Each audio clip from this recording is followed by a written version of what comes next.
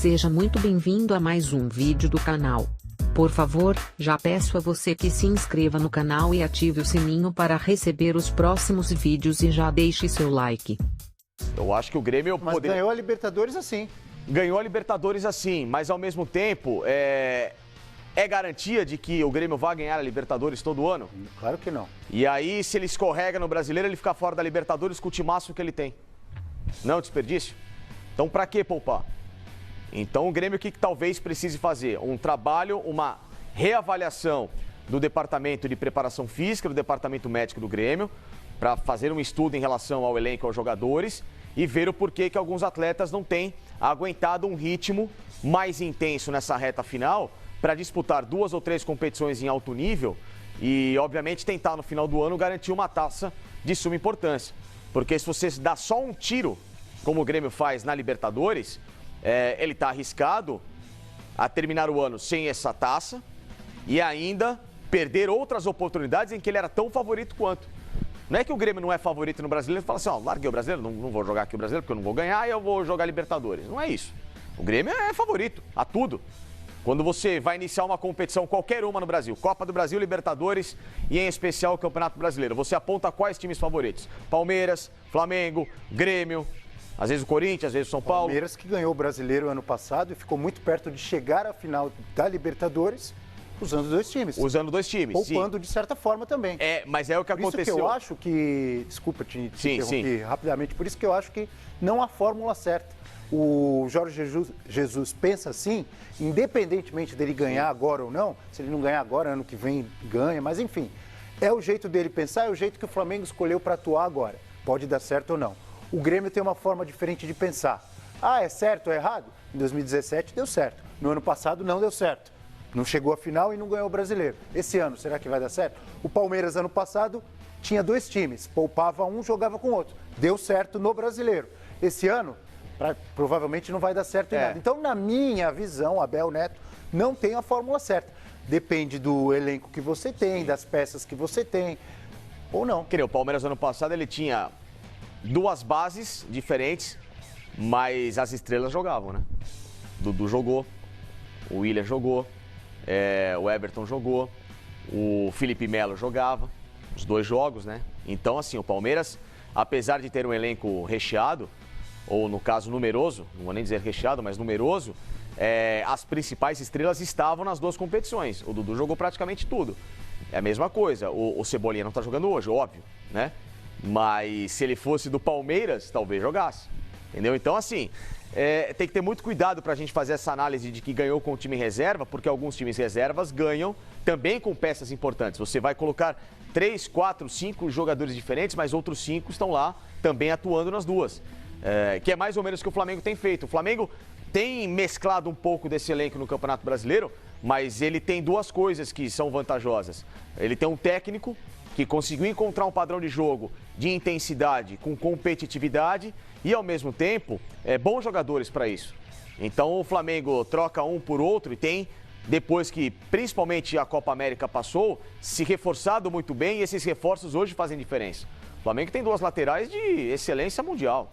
Felipe Luiz e o Rafinha hoje jogariam em qualquer time do futebol europeu. Qualquer um. O Rafinha, por exemplo, estava no Bayern até o ano passado. O ano passado não, até 6 meses. Saiu por opção. O Bayern ofereceu uma possibilidade de renovação que ele não quis. Depois ele teve outras propostas da Internacional, etc e tal. O mercado dele, altíssimo, o mercado de Champions League. O Felipe Luiz até ontem era o lateral principal de uma das equipes que mais tem competido no futebol europeu com o Atlético de Madrid.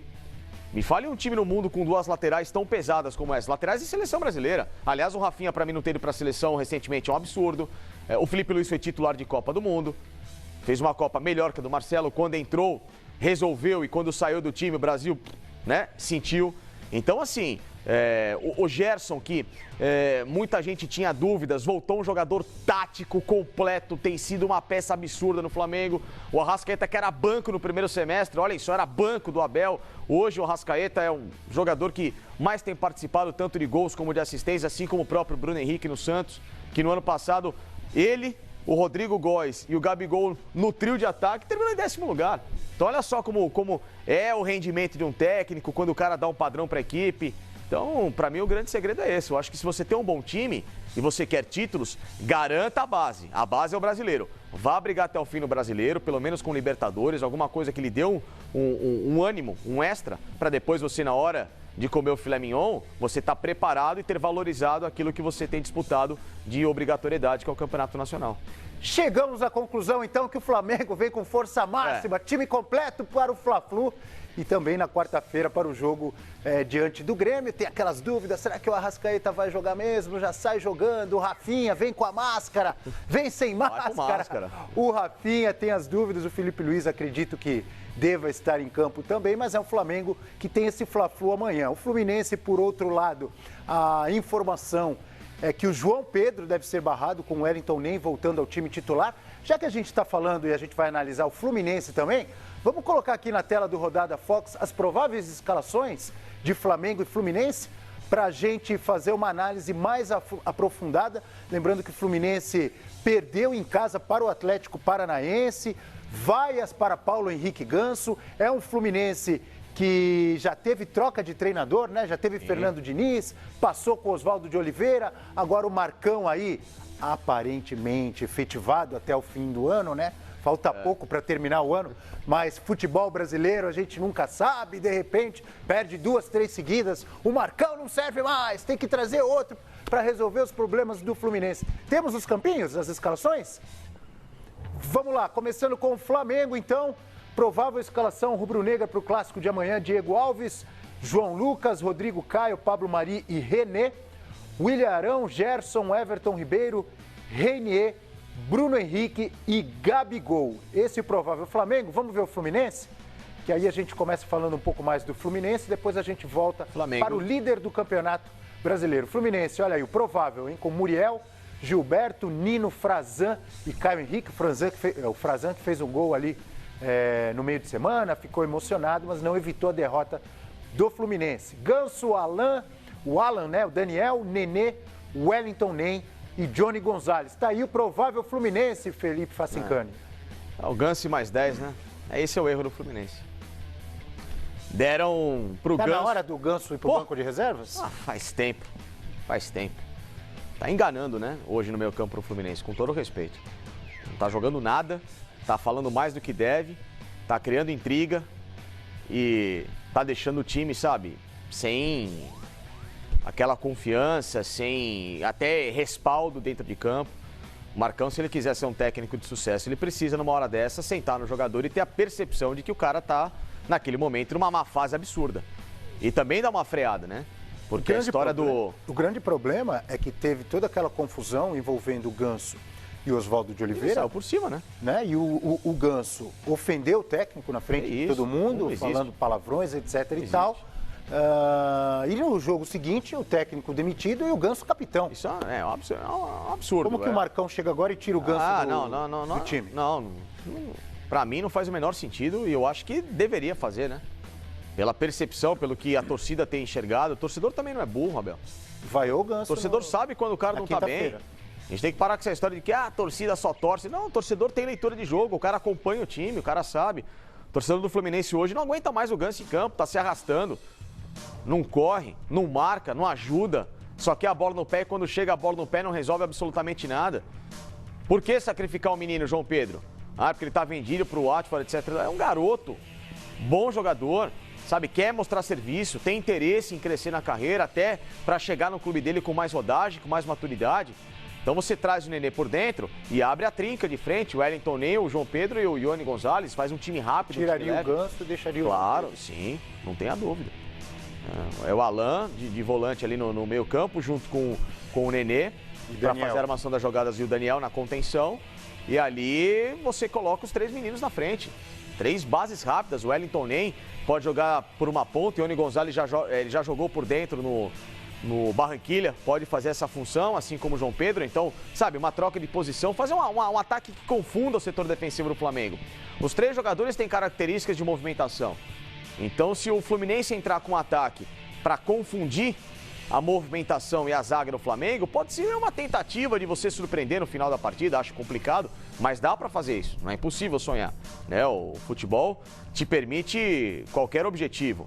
Agora, se você entra já com a previsibilidade de um jogador que não rende, que não faz questão de render e que, além de tudo, tá por cima da carne seca e dormindo na confiança, sabe? No mimo da diretoria, o Ganso é um jogador extremamente mimado. Que é isso? As pessoas falam do Neymar, etc e tal. A gente tem um cara aqui que é um exemplo hoje de um atleta que é tratado a pão de ló. Não pode ser assim. Cadê o profissionalismo?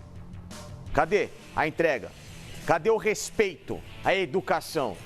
Um jogador desse, pra mim, que comete um ato de indisciplina grave, de falta de educação, de falta de respeito com o técnico, com o superior, sabe? Não pode ser premiado com tarja de capitão e com vaga cativa na equipe. De forma alguma, só prejudica o elenco. Vamos dar uma olhadinha na classificação do Campeonato Brasileiro? Vamos dar uma olhadinha na classificação do Campeonato Brasileiro. Estamos chegando à 27ª rodada da competição, já em andamento Fortaleza e Grêmio, e a gente tem aí o Flamengo numa liderança de 61 pontos ganhos, olha aí, 8 pontos a mais que o Palmeiras, seguido pelo Santos e o Corinthians, 44 pontos. São Paulo, 43, Grêmio e Bahia, 41, depois o Internacional, 39, 37 o Goiás e o Atlético Paranaense com 35 pontos ganhos. Essa é a primeira parte da tabela do campeonato. Ainda não estão sendo computados os pontos do Fortaleza. Fortaleza vai vencendo o Grêmio. Contrário, o Grêmio. Não, virou? Já virou? Pô, então já virou, tá... não demos o F5 aí, desculpa. Intervalo. Que bom. Atualizando. Desculpa, torcedor do Fortaleza, pelo amor de Deus, desculpa. A gente tá sem aqui, ó. 2-1 de virada, mas está no intervalo ainda, não terminou. Vasco 11º, 34 pontos ganhos, o Galo com 32, amanhã tem Atlético Mineiro e Santos, hein? Jogão, a gente fala dele daqui a pouquinho. Botafogo com 30, Fluminense 29 em 14º, Fortaleza 28. Olha só, o Fluminense está a quantos pontos? A 3 pontos apenas da zona do rebaixamento, né?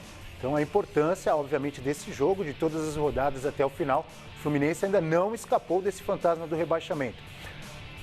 Fortaleza... Do Atlético para baixo, para mim, se o Fortaleza... Desculpa, Facincani, mas se o Fortaleza vencer... Empurra muita gente. Ele vai a 31. Já passa o Fluminense, fica só o CSA entre o Fluminense... e tem o Botafogo também. E tem o Ceará ali, ele passa o Botafogo também, Ele né? passa o Botafogo. Passa o Botafogo. Ele empurra todo mundo para baixo, ó. Exatamente. Então o Ceará com 26, mesma pontuação do CSA. O Cruzeiro 25, 17 o Avaí, 16 a Chapecoense. Essa é a classificação até agora do Campeonato Brasileiro.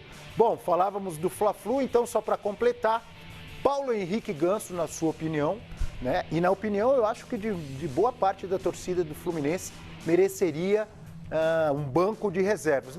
Se você gostou desse vídeo, por favor deixe seu like, se inscreva no canal e ative o sininho para você receber os próximos vídeos com mais dicas e novidades.